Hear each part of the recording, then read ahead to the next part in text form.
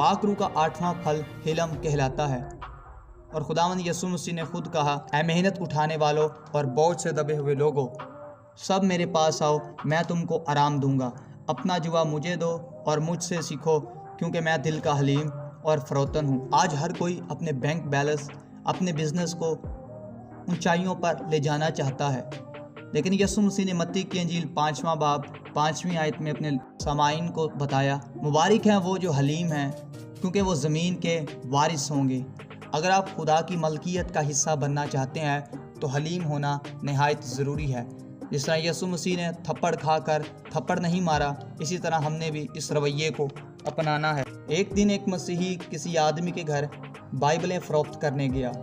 उस घर के मोहल्लत मालिक ने उसके मुंह पर थप्पड़ मारा। मोहल्लत एथियस को कहा जाता है। ये वो लोग हैं जो किसी खुदा पर ईमान नहीं रखते, जिनके मुताबिक दुनिया बिग बैंग थ्योरी यानी बड़े धमाका के ज़रिए से वजूद में आई। हम किसी और वीडियो में इन पर डिटेल से बात करेंगे।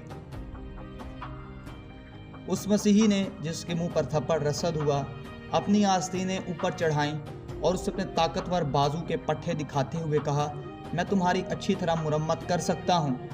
लेकिन यीशु ने कहा कि मैं अपना दूसरा गाल भी तुम्हारी तरफ फेर दूँ। उसने अपना दूसरा गाल भी उस मोहल्लत की तरफ फेरते हुए उससे कहा, इस पर मुझे मारें। यह देखकर वह मोहल्लत बड़ा हैरान हुआ। उसने उस मसीही से माफ़ी मांगी और रोते हुए उस बाइबल को ख़रीद लिया कि आज दुनिया में ऐसे लोग भी मौजूद हैं और आखिरकार वो लोग यीशु मसीह पर ईमान ले आए। आएँ अपने करैक्टर से आज लोगों को जहन्नुम से निकाल कर नए यरूशलेम में दाखिल करें।